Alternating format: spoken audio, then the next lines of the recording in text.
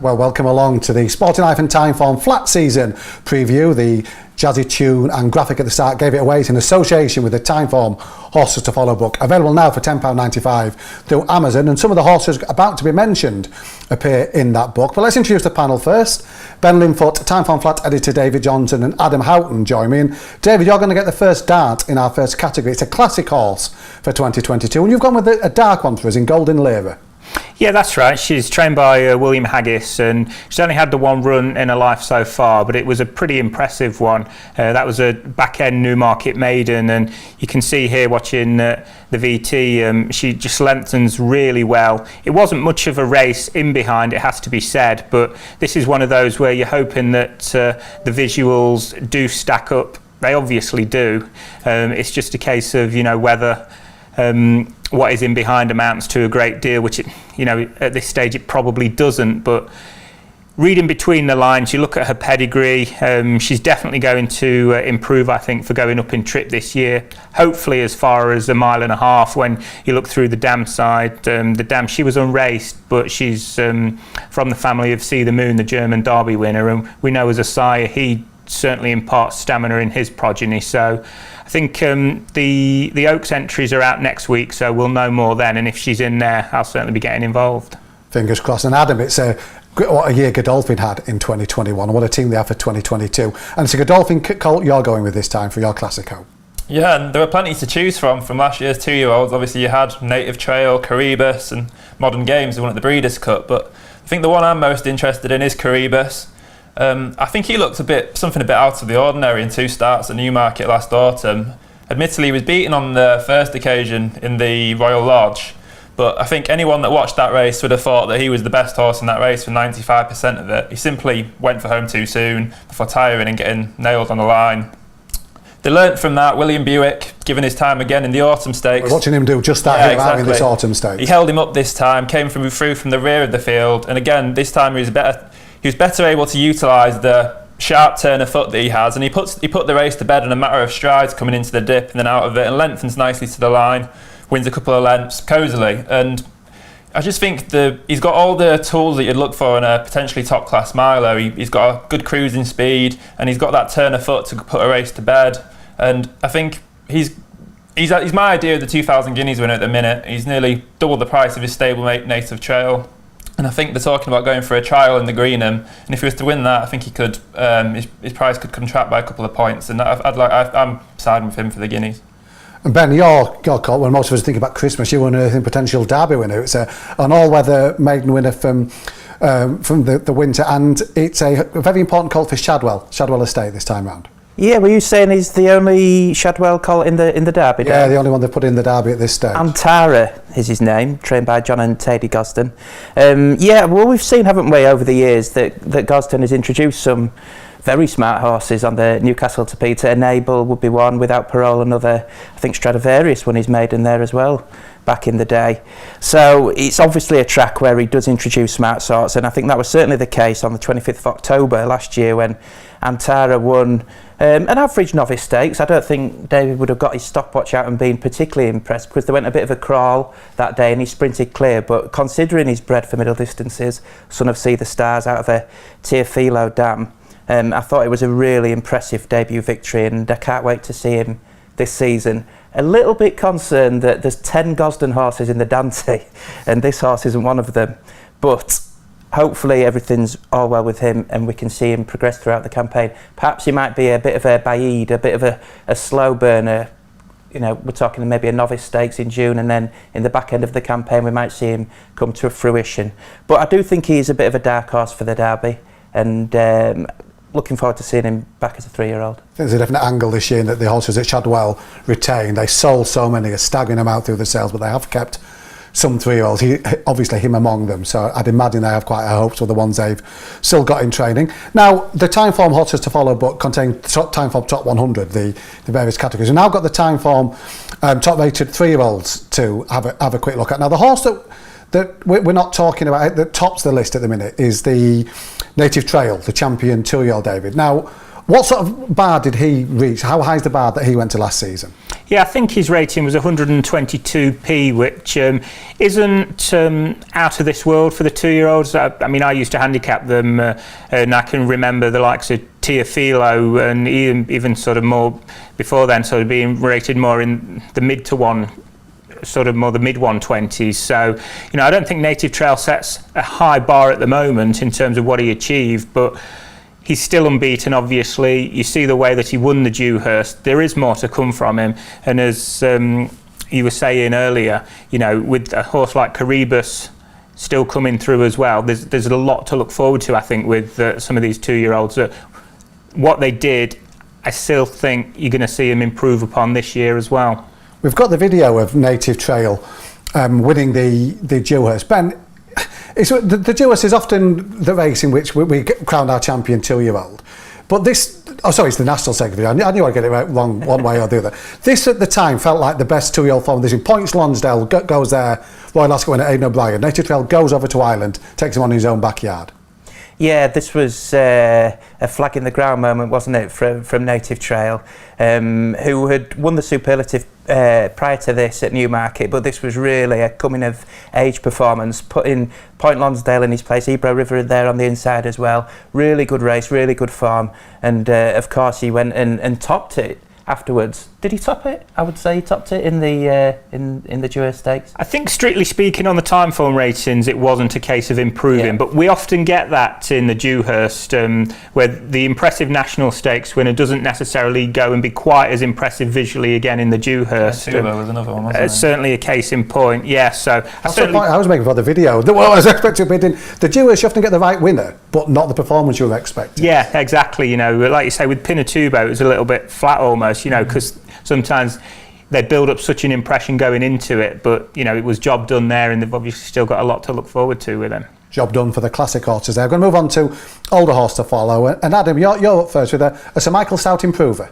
Yeah, I think with any horses to follow list, it might sound a bit of an obvious thing to say, but you're looking for horses that are going to be well placed to pick up and win races. And I think one of my favourite things to do when I'm looking for these horses to follow is try and spot a thin division perhaps, and a horse that can take advantage of that. And I think in Ville de Grace we've got a perfect example of that type of horse who'll be running in sort of in the spring anyway. She'll be running in middle distance races for older fillies. And I think if you look at the last year's 3-year-old fillies as a whole over middle distances, you had Snowfall, who was head and shoulders above the rest. Sadly, she's no longer with us, and I think the rest were much of a muchness. In the shape of Ville de Grace, you've got a filly who was really coming into her own at the back end of the year. She won the Pride Stakes, I think it was, at Newmarket on a final start in the manner of a really progressive filly. She travelled smoothly into it and put the race to bed and won quite cosily again. I think there's an obvious programme for her this spring, looking at races like the Dahlia Stakes at Newmarket, the Middleton at York. They're both races that her trainer, Sir Michael Stout, has made hay in over the years. I think he's won one of them 6 times and the other 7, and he's the leading trainer in both races. So it's a well-trodden path for him. And in the shape of Ville de Grace, I think he's the perfect candidate to go for those races with this year. Fascinating. Now, Ben, you took 2 days off this week to prepare for this video. What older horse did you come up with during that work time? You stitched me up, don't you, Dave, every single time. Do you know what I thought? I thought we're doing a horses to follow video. 95% of it is going to be dark horses. Let's have a little 5% segment where we look forward to what could be the flag bearer of the flat season. And that's what we're going to talk about now with Baid, who was sensational last season as a 3-year-old, only turned out in June at Leicester, ended up finishing his campaign with a couple of Group 1 wins, one in France and one, of course, in what was a really deep renewal of the QE2 at Ascot. I mean, you just go through that race and the horses he beat. He had Palace Pier in second, another Group 1 winner in Lady Bowthorpe in third, a previous winner in the Revenant in fourth, Mother Earth, a classic winner. Alcohol-free Ben Battle and Lord Glitters, all top-level winners, 8th, 9th and 10th. A really deep renewal of the QE2. Fascinated to see what he does this season. He starts out in the Lock-Inge, you'll go to the Queen Anne at Royal Ascot, but what we're really looking forward to with this Son of Sea the Stars, full brother to Hookham, is if he goes up in Trip to 10, if he turns up in the Eclipse or the Juddmonte International. Really excited to see what he can do. So yeah, okay, he's not a dark one, Dave. We've got loads of them. but he's one to look forward to in 2022. He's one who's got hit that time for magical 130 number already, which makes him very exciting. I do agree. I think it'd be fascinating to see what he can do over 10 furlongs, and a really interesting stallion prospect for the Shadwell team as well at the end of this season. David, I'm not accusing you of recency bias, but your older horse to follow we saw in action at the weekend. Yeah, not recency bias. Maybe laziness. No, laziness. That was the other word. I don't know. No, in all seriousness, I thought I'd put this one in because it is cheating a little bit in that obviously when we do write horses to follow, we're having to go on last year's evidence, whereas this is one that gave us a sneak peek, and he ran a real good race in the Lincoln, didn't he? Obviously, it was Johan that won it. Silem finished second. They were drawn low and they raced prominently, whereas at Rogue Bear, he came from off the pace, he was drawn in stall 19, finished really well to suggest that he does look like he's on a pretty good handicap mark for when things drop more his way. I'd like to think he's got a decent mile handicap in him, and perhaps it could be the Spring Cup at the Newbury meeting that will be in the next couple of weeks or so. Yeah, he looks tailor-made for that, doesn't he? With a massive run on Saturday. Now, handicapper's time. Ben, you've got first dibs at this. Oh, good. And I'm not going to try to pronounce it, I'll let you go with that. But it's an interesting horse from the Andrew Baldwin team. He is indeed, and we were just saying about obvious ones. This is a less obvious one, perhaps, for Andrew Baldwin. A horse called Schmielsen. I think we'll go with that pronunciation. A son of Muhara, who ran in a Nottingham maiden that has a lot of previous when it comes to unearthing good horses. I think Adam might be talking about the winner later on. I won't do a spoiler alert there, but obviously this is a race that's thrown up Mishriff and Space Blues over the years, and Schmielsen ran a really good race in third. In fact, I liked all of his runs at 2 with a view to this season. He progressed as a juvenile, ran really well at Nottingham, staying on for second. He's by Muhara, he's out of ZZ Top, so he's a half-brother to Izzy Top and Jazzy Top. Obviously trained by James Fanshawe. Izzy Top certainly a dual Group 1 winner. And I think we're going to see him improve a lot when he goes handicapping. He's starting off a mark of 80, so I would think a run-of-the-mill handicap earlier in the season. Hopefully he can progress to sort of Royal Ascot level by June. Excited to see him for Andrew Baldwin. I think he can win races. Incredible team Baldwin's got for this year. Training for Juddmonte for the first time as well. A couple of high-profile 2-year-olds sent his way from there. Now, David, for you, it's a sprint handicapper who we're about to see on video in winning action at the Qatar Goodwood Festival. Yeah, so When the Dealing's Done is my choice for Roger Teal, and I think this horse, like a lot of similar types, a 3-year-old sprinter, you just sort of see him go the right way as the season goes on, and I think cheek pieces and being gelded really helped this horse, and this is him winning at Goodwood, and just really like the way that he knuckles down in the yellow cap. You can see him here coming up the rail and really strong at the finish this day, but it's almost a case of I'm more interested in him for what he did after that when he wasn't quite so strong in the finish, and that was in the Portland. Now that was a race that worked out really well, and When the Dealing's Done, he moved through the race in really good style, didn't quite see it out, but it's a strong piece of form. Like I say, the first 2 came out and won next time, and I just think that when this horse goes back to 5 furlongs, you're going to see him win a half decent handicap this year. And we know that there's not really a huge class bridge for horses from good handicaps to group races that they have to make, and I think the 5 furlong division in particular doesn't look at all strong this year, and I wouldn't be surprised to see When the Dealing's Done end up in group races by the end of the season. And Adam, for you at the other end of the stamina spectrum with a stayer trained in Scotland. Yeah, he came, this Ravenscraig Castle is the horse in question, and he came a long way in quite a short space of time last season.